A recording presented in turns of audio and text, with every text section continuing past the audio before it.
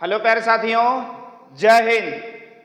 प्यारे साथियों, आज के इस वीडियो में हम सभी लोग Uttar Pradesh DElEd second semester का अति लघु उत्तरीय प्रश्न की श्रृंखला का अगला वीडियो देखने वाले हैं।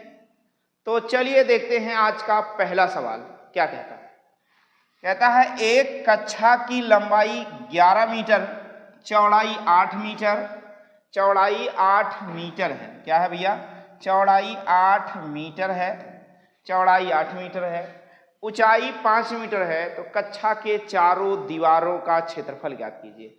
तब आपको एग्जाम में क्या लिखना है? हल कीजिए। क्या लिखना है? हल कीजिए। आपको लिखना है कि हल कीजिए, और उसके बाद आपको लिखना है कि कमरे के चारों दीवारों का क्षेत्रफल, चारों दीवारों का क्षेत्रफल, कमरे के चारों दीवारों का क्षेत्रफल का सूत्र आपको लिख लेना है 2 इंटू में L प्लस B, यानी लंबाई धन चौड़ाई गुणे में क्या लिखना है? ऊंचाई लिखना है।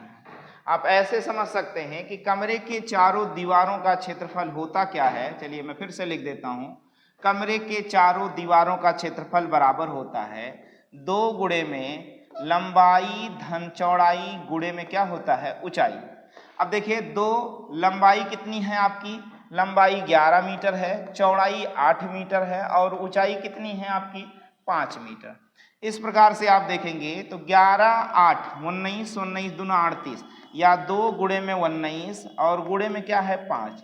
इन सब का जब आपस में आप गुणा करोगे तो 5 दूनी 10 गुणे 19 बराबर 190 वर्ग मीटर दीवार के चारों दीवारों का क्षेत्रफल हो जाए।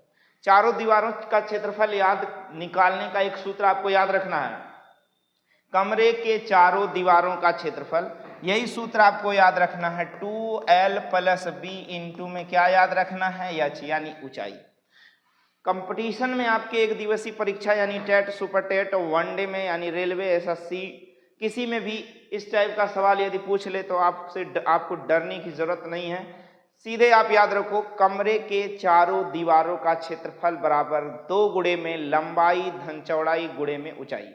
कभी कभी कमरे के चारों दीवारों तथा फर्श का क्षेत्रफल या छत का क्षेत्रफल पूछ लेता है, तो उसी में लंबाई गुणे चौड़ाई और जोड़ देना है, सवाल का उत्तर हो जाएगा।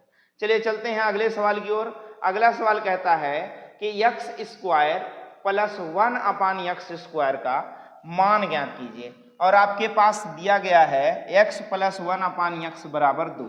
तो आपको लिखना है हल कीजिए।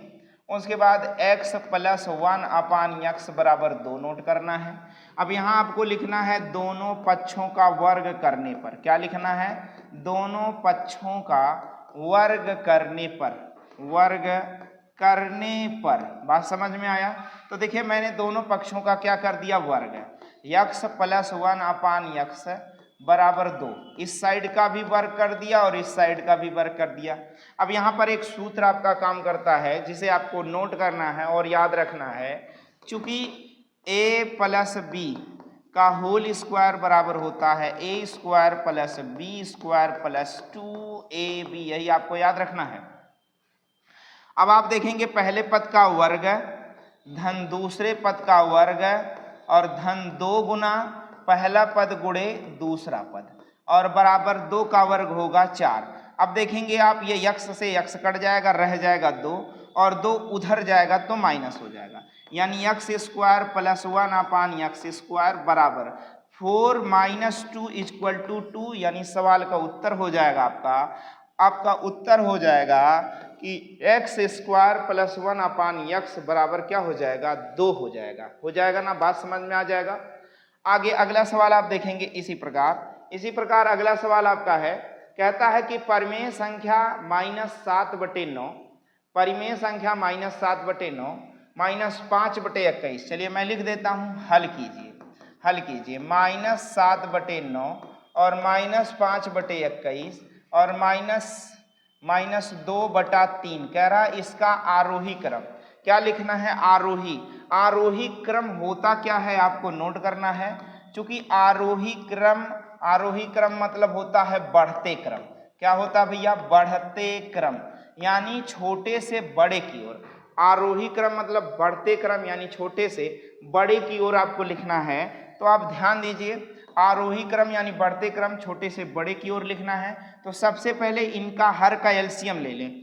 हर का एलसीएम ले लें तो देखें 21 तियां 63, 21 तियां 63 और 9 सते 63, यानी अगर मैं नीचे सभी का हर 63 कर देता हूं तो चलो -7/9 को ऊपर और नीचे 7 से गुणा। यहाँ देखेंगे -5/21 का ऊपर और नीचे 63 लाना है तो 3 से नीचे गुणा, 3 से ऊपर गुणा। यहाँ -2/3 है तो 63 लाना है तो 21 से ऊपर गुणा, 21 से नीचे गुणा। अब देखेंगे आपका क्या आ गया, 7 सते 49 बटे में 7 नवा 63 आ गया। अब यहाँ देखें -5 तियां 15/21 तियां 63 आ गया। अब यहाँ देखेंगे -21 दूना 42 बटे 21 तियां 63। अगर हर समान है तो अंश क्या होते हैं, अंश देखो, अगर हर समान है तो अंश के माध्यम से ही हम फाइनल कर सकते हैं कि कौन सी संख्या बड़ी कौन सी संख्या छोटी। तो आरोही क्रम में कह रहा है तो सबसे छोटे से बड़े की ओर चलना है। तो आपको लिखना है संख्या का या परिमेय संख्या लिख लें, आप लिख लें परिमेय संख्या, परिमेय संख्या, परिमेय संख्या का, परिमेय संख्याओं का आरोही क्रम ऐसे लिख लें। क्या लिख लें? आरोही क्रम। तो आरोही क्रम उसके बाद लिखें, चलिए परिमेय संख्याओं का आरोही। इसमें सबसे बड़ी कौन? देखो आरोही क्रम मतलब सबसे छोटे से बड़े की ओर चलना है। इन सब में सबसे छोटी कौन? जो सबसे बड़ी वही सबसे छोटी। -49 बटे में क्या है 63। फिर उसके बाद आप देखेंगे उससे छोटी कौन है, उससे बड़ी कौन है, -42 बटे 63 है। और उससे यानी सबसे बड़ी क्या है, -15 बटे में 63। यही संख्याओं का क्या हो गया, आरोही क्रम हो गया। जो संख्या जितनी बड़ी माइनस में वो उतनी ही छोटी होती है, यही आपको समझना है। तो छोटी उससे बड़ी और सबसे बड़ी, यही सवाल का उत्तर हो जाएगा। और यही आपको लिखना है कि उत्तर बराबर ये। क्या बातें समझ में आ जाएंगी? अगला सवाल देखते हैं। कहता है प्लेटो का जन्म, कहता है प्लेटो का जन्म, प्लेटो का जन्म, चलिए मैं हल करता हूं और लिखता हूं। प्लेटो का जन्म 429 ईसा पूर्व में हुआ था।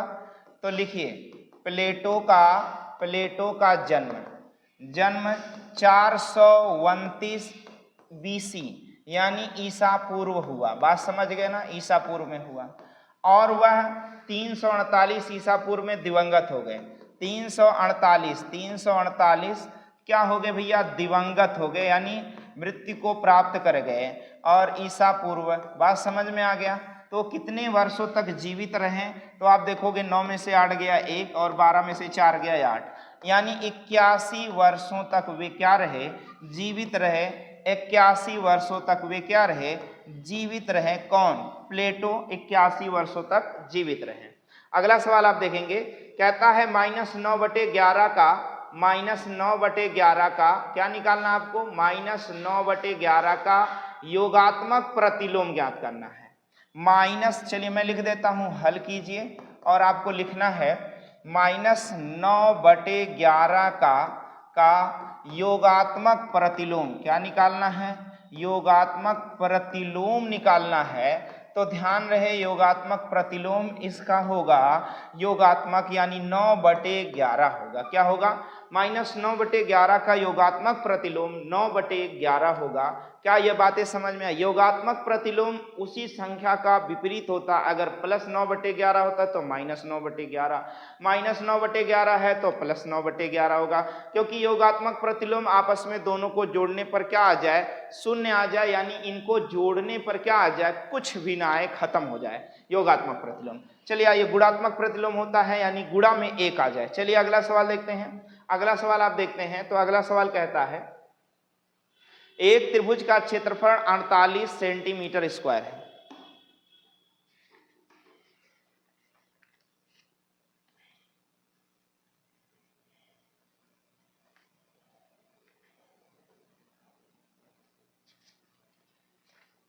अगला सवाल आप देखेंगे, एक त्रिभुज का क्षेत्रफल 48 सेंटीमीटर स्क्वायर है यदि उसकी ऊंचाई 8 सेंटीमीटर है तो त्रिभुज का आधार माप ज्ञात कीजिए। तो देखिए आपको लिखना है हल कीजिए, सबसे पहले क्या लिखना है, हल कीजिए, और उसके बाद लिखना है कि त्रिभुज का क्षेत्रफल। त्रिभुज का क्षेत्रफल क्या होता है, त्रिभुज का क्षेत्रफल होता है 1/2 आधार, क्या आधार, आधार गुणे में क्या लिखना है, ऊंचाई, आधार गुणे में ऊंचाई लिखना है। अब बताओ त्रिभुज का क्षेत्रफल कितना दिया है, 48 सेंटीमीटर स्क्वायर।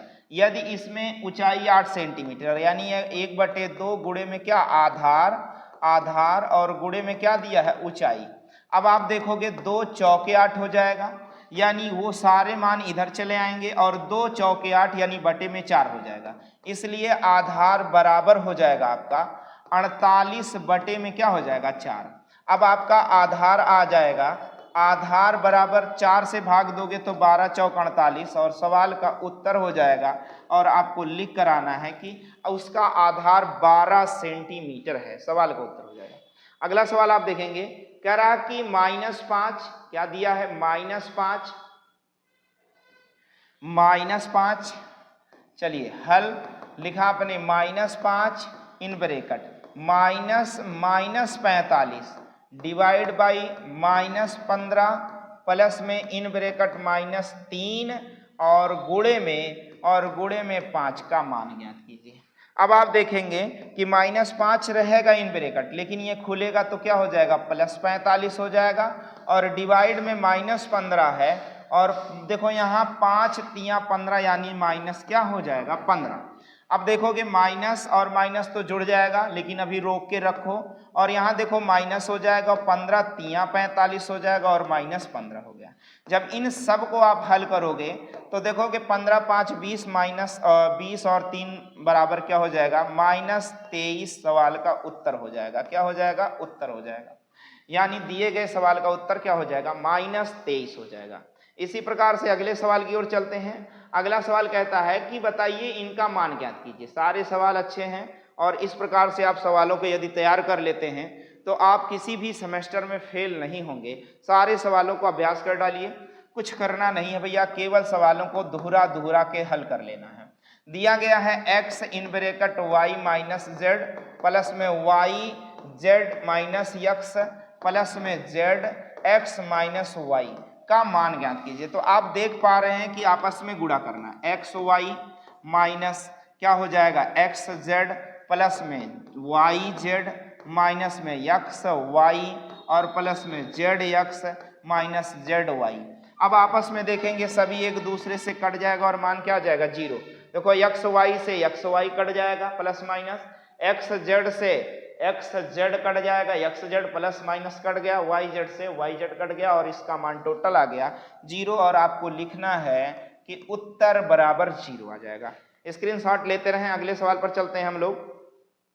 अगला कह रहा है एक रेलगाड़ी की चाल एक्स स्क्वायर प्लस 3x है। चलिए मैं हल कर देता हूं, और लिखा है रेलगाड़ी की चाल, क्या है, रेलगाड़ी की चाल दिया गया है आपको। रेलगाड़ी की चाल कितना दिया गया है, x square plus 3x plus 2 दिया गया है, और कह रहा कि वह 1 + 2 घंटा में क्या दिया है, किलोमीटर प्रति घंटा। कह रहा है x + 2 घंटे में कितनी दूरी तय करेगा।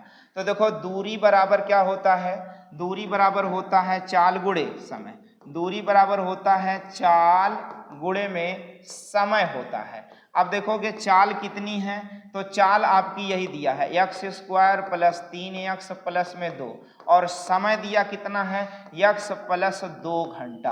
अब इन्हें आप हल कर दो, सवाल का उत्तर आ जाएगा। चलो मैं गुणा करा देता हूँ, x गुणे एक्स स्क्वायर यानी x की 3 घात, x गुणे 3x बराबर 3x स्क्वायर, इसका इससे गुणा करोगे तो 2x आ जाएगा। चलो इसका गुणा करो तो 2x स्क्वायर आ जाएगा, फिर 2 तिया 6x आ जाएगा, फिर 2 दूनी 4 हो जाएगा। चलो हल कर देते हैं। अब देखो x की 3 घात अकेला है और plus 3x square 2x square 5x square हो जाएगा, और देखो 4 2 6 2 8x हो जाएगा, और प्लस में क्या है 4। इतनी दूरी वो तय कर पाएगा, कितनी दूरी, इतनी दूरी वो तय कर पाएगा, और यही आपको लिखना है और इसी का क्या करना है, आपको उत्तर देना है। क्या बातें समझ में आ जाएंगी? उत्तर के रूप में आप कर पाएंगे? बोलो, उत्तर के रूप में हो पाएगा आपसे?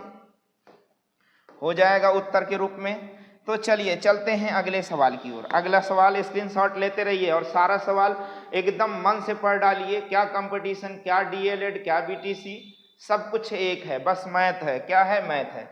चलिए अगला सवाल है यक्स प्लस 1 अपान यक्स। कह रहा है हल कीजिए। यक्स प्लस 1 अपान यक्स बराबर 5 हो तो क्या बताना है? यक्स स्क्वायर प्लस 1 अपान यक्स स्क्वायर का मान फाइंड करना है, यानी मान ज्ञात करना है। तो चलिए मैं यहां पर दोनों पक्षों का वर्ग करने पर, दोनों पक्षों का क्या करने पर? वर्ग करने पर, बस दोनों पक्षों का वर्ग करने पर। तो आपने देखा यक्स प्लस 1 अपान यक्स बराबर 5 है, यहां पर भी वर्ग कर दिया, यहां पर भी। यहां पर वही सूत्र अभी जो बताया गया, पहले पद का वर्ग धन दूसरे पद का वर्ग है, धन 2 गुना पहला पद गुणे दूसरा पद बराबर, यहां देखो पंचम 25 हो जाएगा। भैया ये दोनों कट जाएंगे, ये उधर जाएगा, घट जाएगा। तो यक्स स्क्वायर प्लस 1 अपान यक्स स्क्वायर बराबर क्या आ जाएगा? 25 माइनस 2 बराबर 23। और यही सवाल का उत्तर है और आपको लिख कर आना है सवाल का उत्तर। यानी यक्स स्क्वायर प्लस 1 अपान यक्स स्क्वायर बराबर क्या हो जाएगा? 23 हो जाएगा। चलिए अगले सवाल की ओर चलते हैं। कह रहा 3 क्रमागत, क्या कहता है भैया? 3 क्रमागत संख्याओं का योगफल 87 है। चलिए हल करते हैं और 3 क्रमागत संख्याएं लेते हैं। तीन क्रमागत, क्या? 3 क्रमागत संख्याएं। क्या है 3 क्रमागत संख्याएं? तो चलिए देखिए, पहली संख्या है यक्स, दूसरी यक्स प्लस 1, तीसरी यक्स प्लस 2, और कह रहा इन्हीं का योग, तो इन्हीं का योग आप कर दो 87 हो जाएगा। तो 1 2 3 यक्स प्लस में 2 1, 3 बराबर क्या हो गया? 87। चलो 3 उधर जाके माइनस हो जाएगा, तो 3 यक्स बराबर 87 माइनस 3 बराबर क्या आ जाएगा? 84। अब देखेंगे यक्स बराबर क्या आ जाएगा? 84 बटे में 3 हो जाएगा। तो 3 से कट करोगे तो 3 दूनी 6, 3 दूनी 6 2 8, 3 अट्ठे 24, यानी सबसे छोटी संख्या क्या आ गई? 28 आ गई। कह रहा क्या? दूसरी क्रमागत, द्वितीय क्रमागत संख्या, तो आपको दूसरी संख्या बतानी है। तो दूसरी संख्या आप देख पा रहे हैं यक्स प्लस 1 है, तो यानी 28 प्लस 1 बराबर क्या लिखना है आपको? 29 लिखना है, और यही क्या देना है? उत्तर के रूप में सवाल। चलिए अगले सवाल पर चलते हैं। स्क्रीनशॉट ले लिया करिए, वीडियो को पुश करके यानी रोक करके आप स्क्रीनशॉट ले सकते हैं, उसके बाद फिर से आप उसे देख सकते हैं। चलिए, एक आयत की लंबाई 10 सेंटीमीटर तथा चौड़ाई 6 सेंटीमीटर, तो आयत का परिमाप ज्ञात कीजिए। तो देखो फिर से पुनः आसान सा सवाल आपके एग्जाम में दिया जाता है। आयत की लंबाई और चौड़ाई दिया है, परिमाप पूछा है, तो मैं बताना चाहूं कि आयत का परिमाप होता क्या है? आयत का परिमाप होता क्या है? तो भैया आयत का परिमाप होता है 2l प्लस b, यानी दो धन लंबाई, 2 गुणे में लंबाई धन चौड़ाई। और देखेंगे 2 गुणे में लंबाई कितनी है? 10 है, और चौड़ाई कितनी है? 6। तो 10 6, 2 गुणे में 10 6 16, और 16 दूनी 32 सेंटीमीटर उस आयत का क्या हो जाएगा? परिमाप हो जाएगा। आयत का परिमाप क्या हो जाएगा? 32 सेंटीमीटर। इसी प्रकार से आपको सभी सवालों को लगाना है।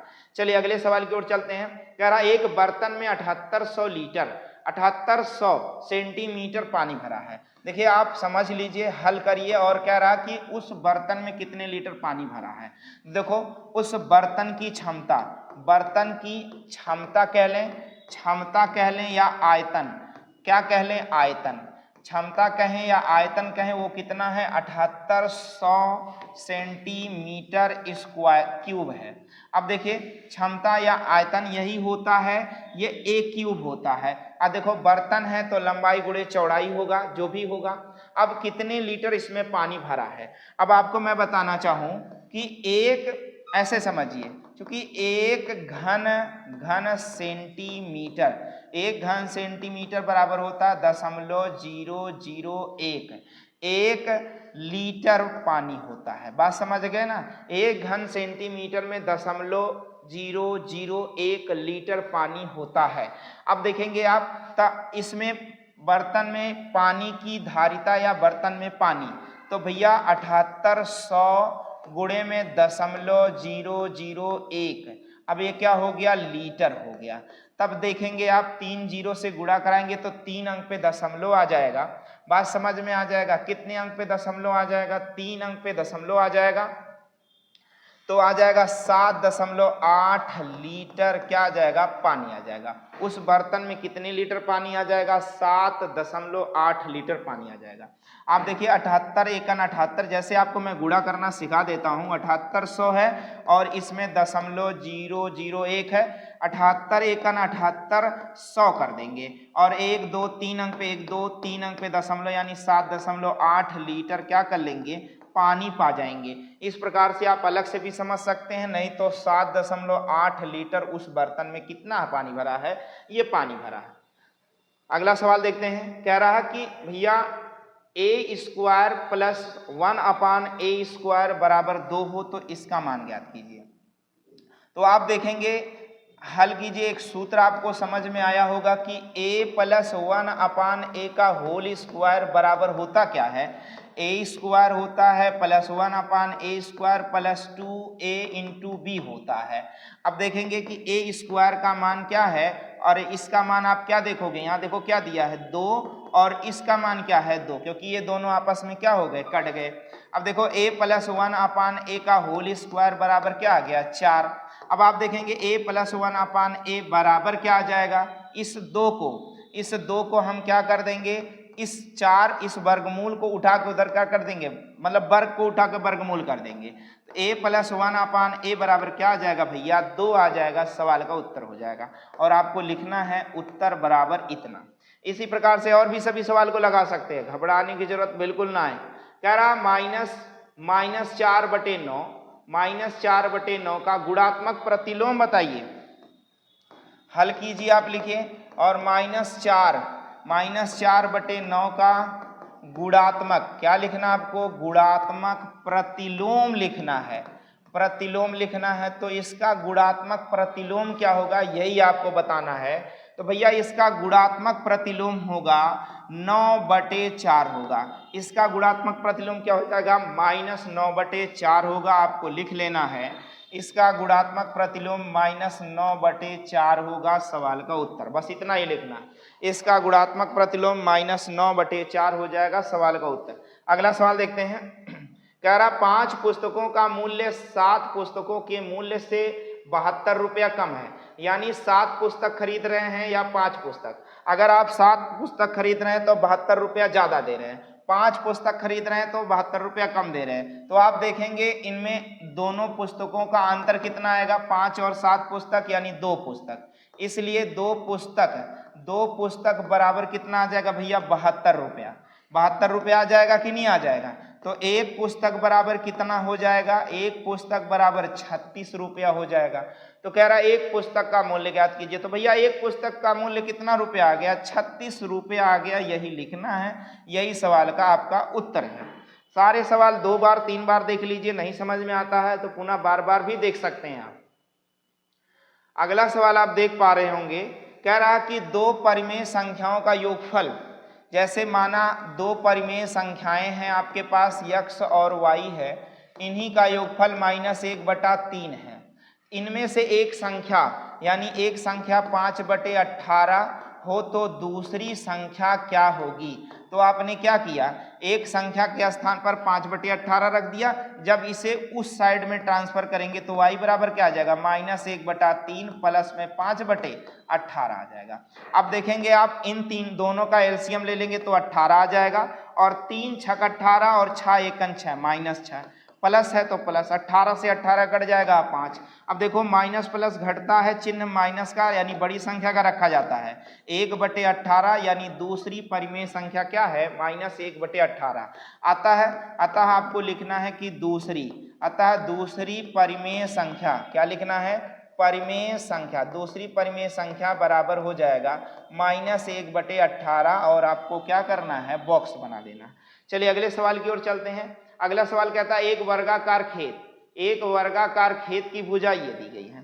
तो चलिए फिर से समझते हैं, हल कीजिए और एक वर्गाकार खेत की एक भुजा ये इतने मीटर है, खेत का क्षेत्रफल ज्ञात कीजिए, जबकि x का मान 3 दिया। देखो भुजा बराबर क्या दिया है, इसे आप समझ लो। भुजा बराबर 3x प्लस में 17, मीटर दिया गया है। चूंकि यक्स बराबर -3 दिया गया तो पहले भुजा ही फाइनल कर लो। गुणे में -3 और प्लस में क्या है 17। देखो 3 त्रिका 9 यानी -9 प्लस में क्या हो गया 17। इन दोनों का अंतर हो जाएगा 9 8 17 यानी 8 मीटर। अब फाइनल हो गया कि उस वर्गाकार खेत की भुजा यानी ए बराबर क्या हो गया 8 मीटर हो गई। अब कह रहा उस वर्गाकार खेत का क्षेत्रफल, तो उस वर्गाकार खेत का क्षेत्रफल अगर आपको देखना है तो क्षेत्रफल बराबर होता है भुजा का स्क्वायर। क्या होता है भुजा का वर्ग, यानी 8 का वर्ग कर देंगे तो 8 अठाई 64 मीटर, 64 मीटर स्क्वायर उस वर्गाकार खेत का क्या हो जाएगा क्षेत्रफल हो जाएगा। अगला सवाल देखेंगे, कह रहा समीकरण में यक्स का मान ज्ञात कीजिए। एक समीकरण आपके सामने दिया गया है और इसमें कह रहा यक्स का मान ज्ञात कीजिए। तो आप लिख लीजिए हल 12/5 बराबर में 2/5 और धन में 2x बटे में 5। अब आप देख रहे हैं अगर हर समान है तो अंश जुड़ जाएंगे, तो 12/5 और यहाँ 5 5 समान है इसलिए ऊपर क्या हो जाएगा 2 और 2 4x हो जाएगा। 2 और 2 4x नहीं, सॉरी भाई, देखो ये चर राशि के साथ है, ये अचर, तो यहाँ पर होगा क्या 2 + 2x हो जाएगा। अब देखो 5 5 समान है इसलिए कट गए, इसलिए 12 बराबर क्या आ गया 2 + 2x आ गया। 2 इस साइड में आ गया माइनस हो गया 2 और यहाँ बच गया क्या 10 और वहाँ क्या आ गया 2x। अभी देखेंगे जब x का मान आप देखेंगे तो 2x बराबर क्या आ गया 10, तो x बराबर क्या आ जाएगा 10/2 और x का मान क्या आ जाएगा 5। यही सवाल का उत्तर हो जाएगा, यही सवाल का क्या हो जाएगा उत्तर हो जाएगा। इसी प्रकार से और भी सब सवाल आप लगा सकते हैं, घबराने की जरूरत ना है। अगला देखिए सवाल दिया, कह रहा है कि 114 दिया है 114, सवाल आपका है हल कीजिए। कह रहा है 114 और 380 और 133 का मासा निकालिए। तो देखिए मासा कई तरीके से निकाला जा सकता है, मासा निकालना है तो 114 को लिख सकते हैं, किस प्रकार से लिख सकते हैं, तो देखो 19 छक्का 114 होता है तो 19 गुणे में 2 गुणे में 3 लिख सकते हैं। 19 दूना 38, 38 तिया या देख लो आप 3 दूनी 6, 6 9 54 के 4 हासिल आए 5, 6 1 6 5 11। बात समझ में आया। फिर यहाँ पर देखोगे तो यहाँ पर भी बन रहा 19 दूना 38, 19 बीसा में 20 का मतलब 2 दूनी 4 और 4 पंचे 20। अब देखो 2 दूना 4, 4 पंचे 20, 20 गुणे 19 बराबर 380। अब देखो 133 को भी आपको देखना है तो 133 करना है तो 19 सत्ते होता है। क्या होता है भैया 19 सत्ते 133। आप नहीं समझ पा रहे हो तो 7 गुणे या ऐसे कर लेना कि 133 किन संख्याओं से कट रहा है तो 7 एकन 7 6 13, 7 9 63, फिर 19 एकन 19, इनका फैक्टर हो गया। अब आपको क्या निकालना है मासा निकालना है। मासा निकालने के लिए आपको करना क्या पड़ेगा, जो दोनों सभी संख्याओं में हो कॉमन हो वही संख्या का क्या होगा मासा। क्या 2 सब में है नहीं, क्या 3 सब में है नहीं, क्या 19 सब में है हाँ, इसलिए इन संख्याओं का मासा क्या हो जाएगा 19 हो जाएगा। इस प्रकार से ये सवाल का आपका क्या हो जाएगा उत्तर हो जाएगा। तो प्यारे साथियों मैंने उत्तर प्रदेश DELED का सेकेंड सेमेस्टर का राजन सीरीज का मैथ का श्रृंखला में ये अगला वीडियो मैंने आपको इस YouTube चैनल के माध्यम से अपलोड कर रहा हूँ। आशा करते हैं कि यह वीडियो आपको अच्छा लगा होगा, तो लाइक शेयर और सब्सक्राइब करना बिल्कुल ना भूलें। साथ ही साथ बेल आइकन यानी घंटा जरूर दबाएं ताकि हमारे अगले वीडियो का नोटिफिकेशन आप तक समय से पहुंचे। और मिलते हैं आपसे हम अगले वीडियो में, तब तक के लिए जय हिंद।